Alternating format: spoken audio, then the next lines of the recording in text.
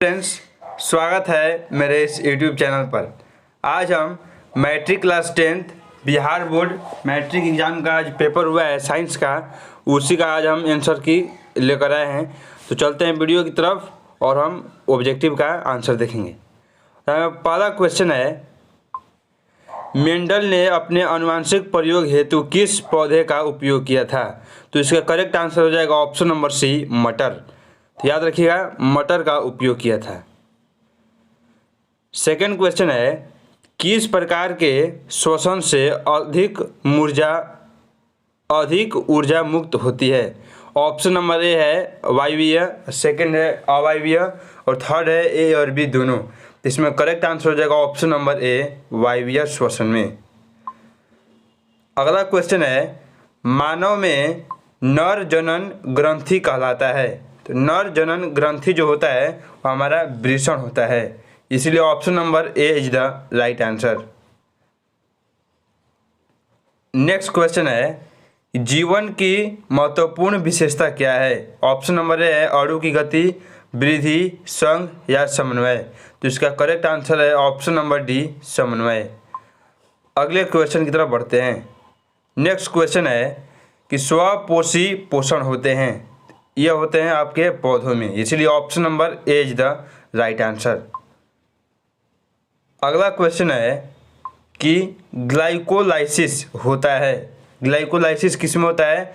Mitochondria में, कोशिका द्रव में, गोल्गी कॉम्प्लेक्स में या क्लोरोप्लास्ट में। तो इसका correct option number A is the इसका करेक्ट आंसर हो जाएगा option number A is the right answer. Mitochondria में ग्लाइकोलाइसिस होता है।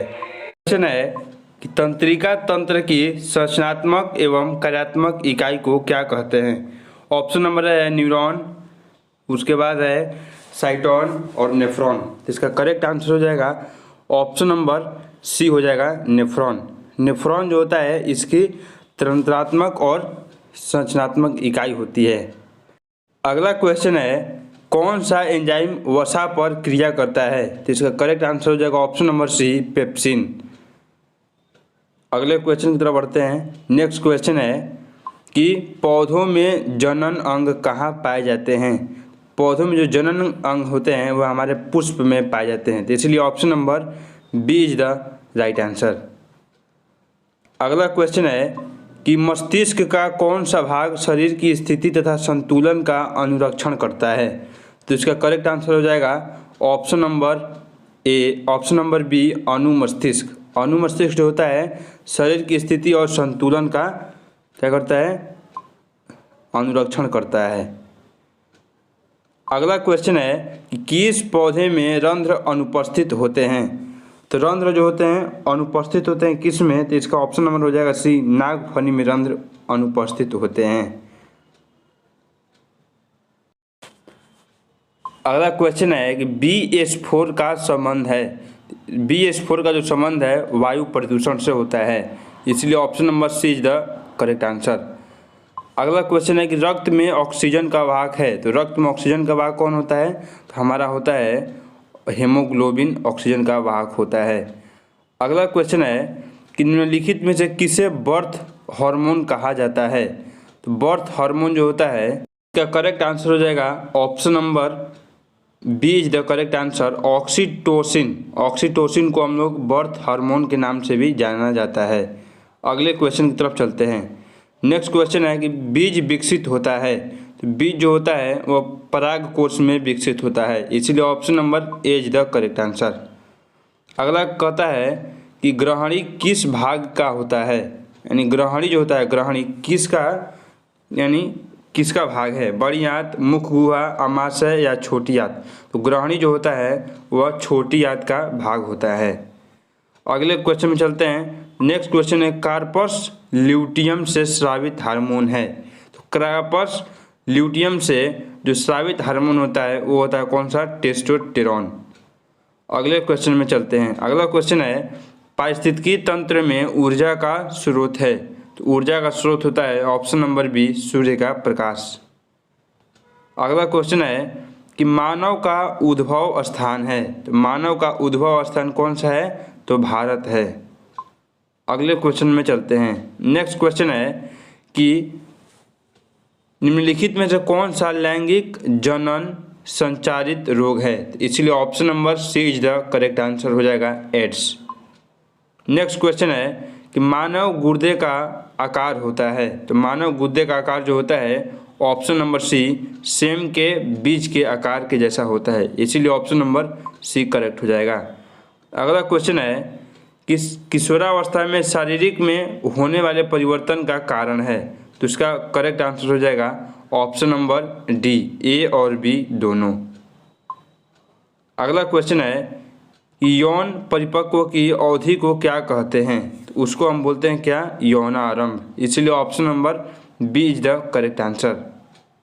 नेक्स्ट क्वेश्चन है कि ओजोन परत का ह्रास मुख्य किसके द्वारा होता है? तो ऑप्शन नंबर सी CFC के द्वारा।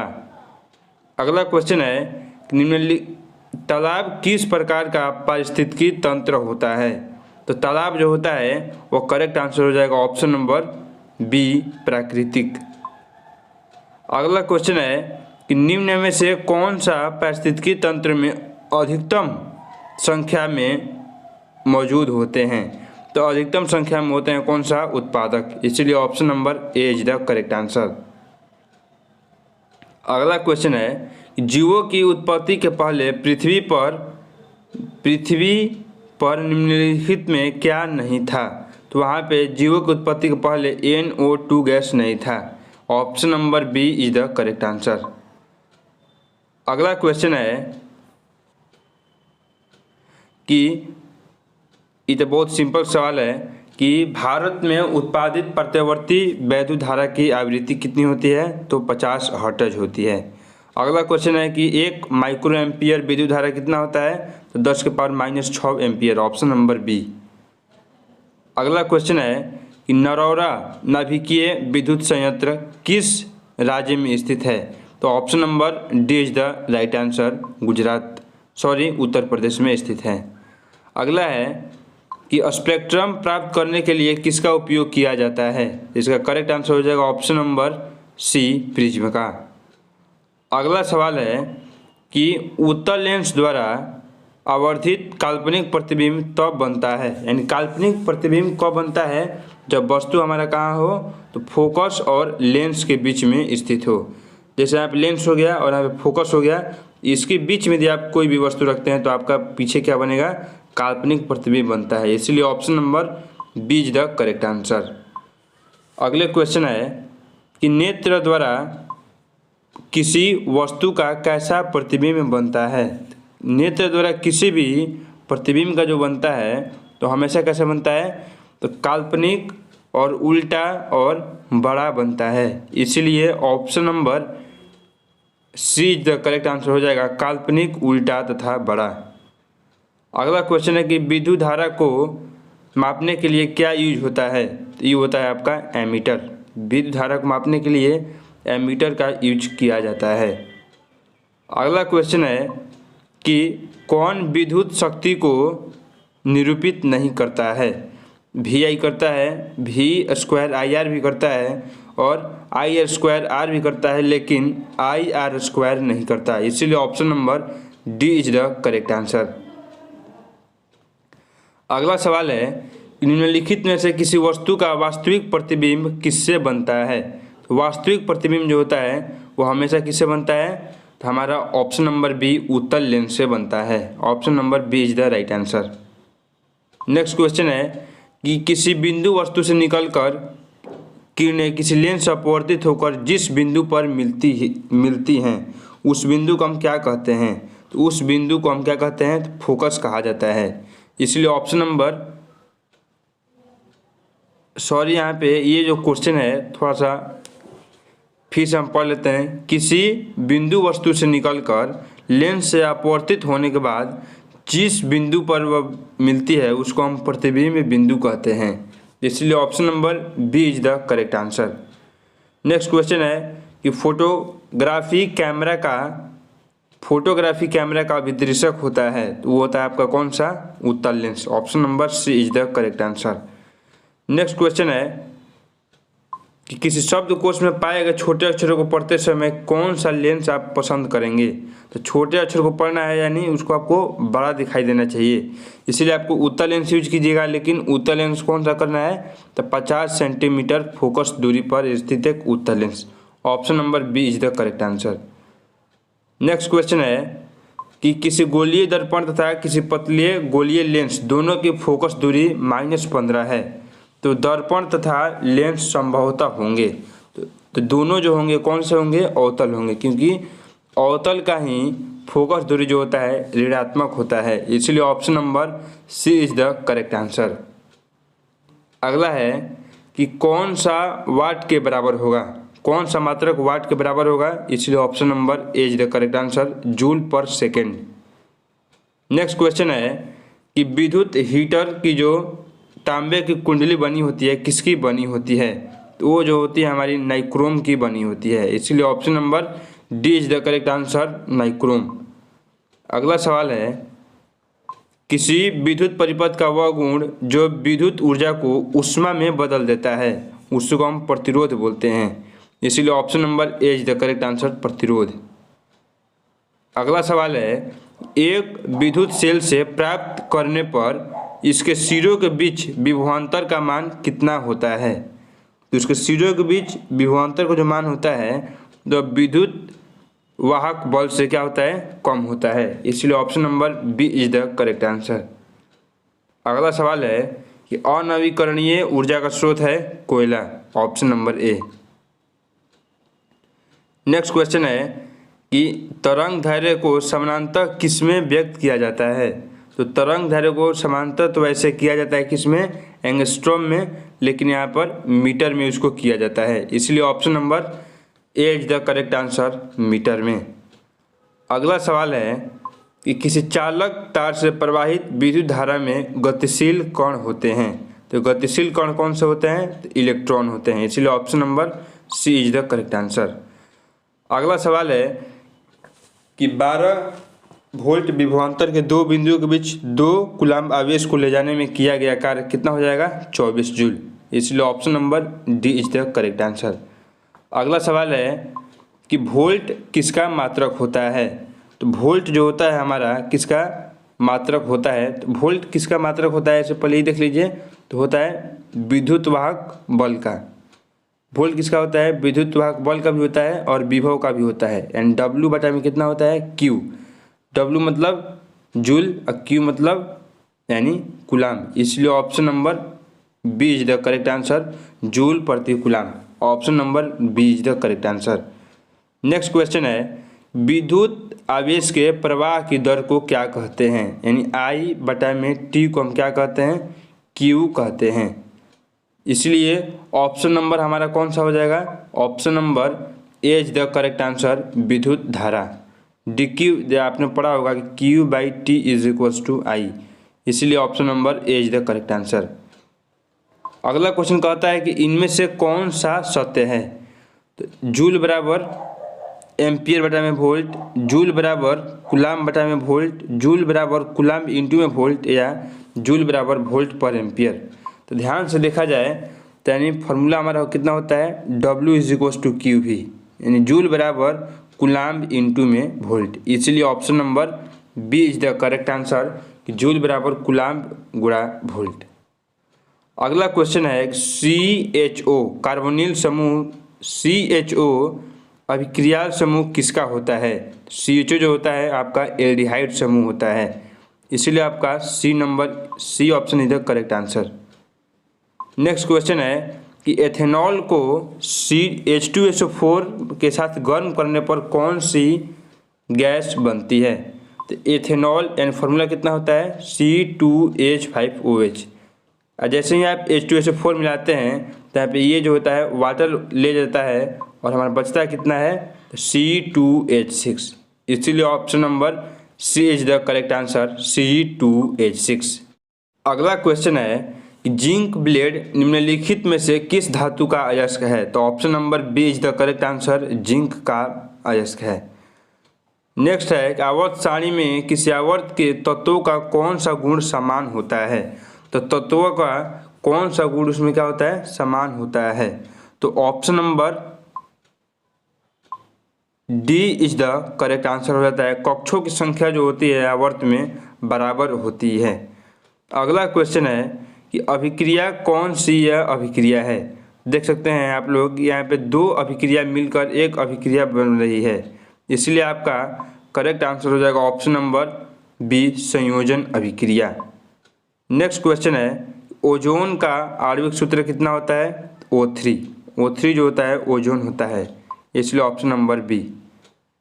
अगला है कि pH का कौन सा मान क्षारक को निरूपित करता है, यानी 7 से अधिक वाला।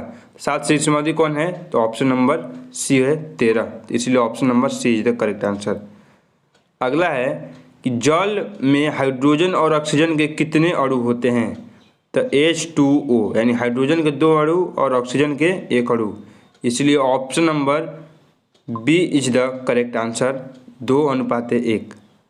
अगला है कि निम्नलिखित संकेतों में कौन सा जो तत्व है हमारा धातु है। यहाँ पर कह रहा है A, B, C, D दिया गया है। 8 किसका होता है, ऑक्सीजन। ऑक्सीजन क्या है, अधातु है, ये नहीं होगा। ये 6 किसका होता है, कार्बन, ये भी नहीं होता है। और B यानी कौन सा होता है, B वाला, ये होता है आपका 12 होता है किसका, मैग्नीशियम का, जबकि मैग्नीशियम एक धातु है, इसीलिए option number B is the correct answer. अगला है कि अम्लीय ऑक्साइड के विलयन का pH मान क्या होता है।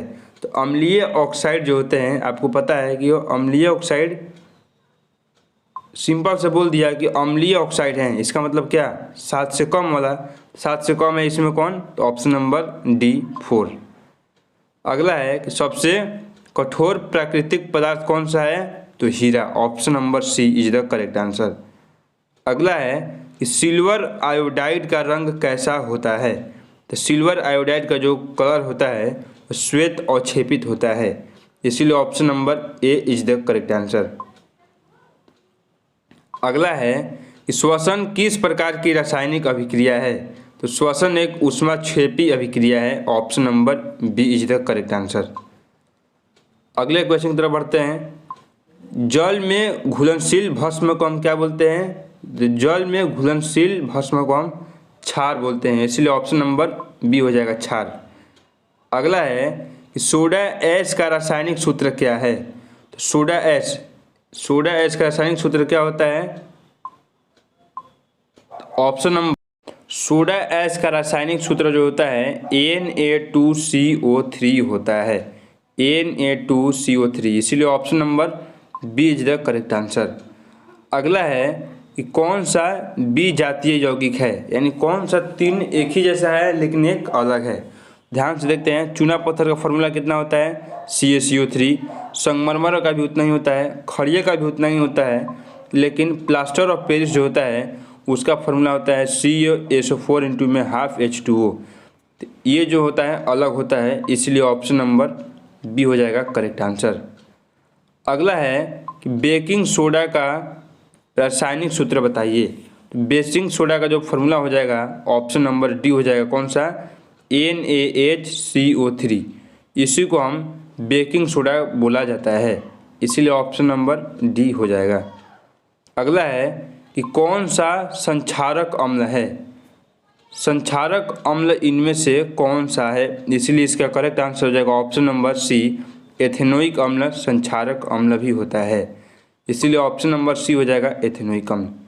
अगला है कि मिल्क ऑफ मैग्नीशिया का pH मान कितना होता है, इसका होता है 10.5, इसका करेक्ट आंसर हो जाएगा। और देख सकते हैं, और यहाँ पर अगले क्वेश्चन की तरफ। अगला क्वेश्चन है कि सल्फर के संयोजी कोष में कितने इलेक्ट्रॉन होते हैं। सल्फर का कितना होता है, इलेक्ट्रॉनिक, इसका सबसे पहले आप लोग एटॉमिक नंबर सल्फर का जो होता है कितना होता है, 16 होता है, यानी 286। तो इसके बायतम इलेक्ट्रॉन में कितने हो गए, 6 इलेक्ट्रॉन, इसीलिए ऑप्शन नंबर डी हो जाएगा इसका 6 इलेक्ट्रॉन। अगला है कि किसकी आयनन ऊर्जा सबसे अधिकतम होती है। तो आपको ये पता होगा कि FClBrI यह एक ही वर्ग के सभी एलिमेंट हैं। और नीचे से ऊपर से नीचे आने में नीचे क्या होता है, आयनन ऊर्जा घटती जाती है। तो सबसे अधिक किसकी हो गई, एफ की हो गई। इसलिए option number B is the correct answer, F. अगला है कि आवर्त सारणी में प्रथम आवर्त में तत्वों की संख्या है। प्रथम आवर्त यानी इसको बोलते हैं आवर्त और इसको बोलते हैं क्या, वर्ग। प्रथम आवर्त में कितने हैं, बस 2 ही तत्व हैं। इसीलिए option number A is the correct answer, 2। अगला है कि निम्नलिखित में से किससे इलेक्ट्रॉन को निकालना सबसे आसान है। तो इलेक्ट्रॉन को निकालना सबसे आसान किसमें है, तो ऑप्शन नंबर इसका हो जाएगा option number A is the correct answer. क्योंकि यहाँ पर ए कुछ भी नहीं है, लेकिन यहाँ पर देखा जाए तो एम प्लस है, यानी इसने ऑलरेडी एक अपना इलेक्ट्रॉन दे दिया है। तो इसको निकालने में थोड़ा सा मुश्किल होगा, लेकिन ऑप्शन नंबर इसका हो जाएगा ए इज द करेक्ट आंसर। अगला है कि द्वितीय आवर्तों में तत्वों के लिए कौन सा बाह्यतम सेल है। तो आपने पढ़ा है कि KLMN होता है, लेकिन द्वितीय आवर्त में हो जाएगा कौन सा सेल। नेक्स्ट क्वेश्चन है कि संतृप्त हाइड्रोकार्बन श्रेणी के सदस्यों को क्या कहा जाता है। तो इसका option number C is the correct answer हो जाएगा, एल्केन को हम संतृप्त हाइड्रोकार्बन भी कहते हैं। नेक्स्ट क्वेश्चन है कि मेंडलीव द्वारा छोड़े गए आवर्त सारणी के रिक्त स्थान के बाद निम्नलिखित में से कौन सा पद स्थापित किया। तो इसका हो जाएगा ऑप्शन नंबर ए, गैलियम। अगला क्वेश्चन है कि आवर्त सारणी के प्रत्येक आवर्त का अंतिम सदस्य क्या होता है, तो एक निष्क्रिय गैस होता है। नेक्स्ट क्वेश्चन है किसी तत्व में 2 सेल हैं और दोनों ही इलेक्ट्रॉन से पूर्णतः भरे होते हैं, तो वह कौन से तत्व होते हैं, तो हो जाते हैं argon. Option number B is the correct answer. And the last question is कि निम्नलिखित में से सबसे अधिक क्रियाशील हाइड्रोजन कौन है। तो आपको भी पता होता है कि आवर्त की वर्ग में नीचे आने पर क्रियाशीलता क्या होती है, बढ़ती जाती है। इसलिए option number D is the right answer, iodine. और यहाँ पे 80 क्वेश्चन सभी के सभी क्वेश्चन ख़त्म हो चुके हैं। यदि आपको वीडियो पसंद आए तो लाइक एंड सब्सक्राइब जरूर कीजिएगा और ज़्यादा से ज़्यादा बच्चों में भी शेयर कीजिएगा। तब तक के लिए बाय बाय।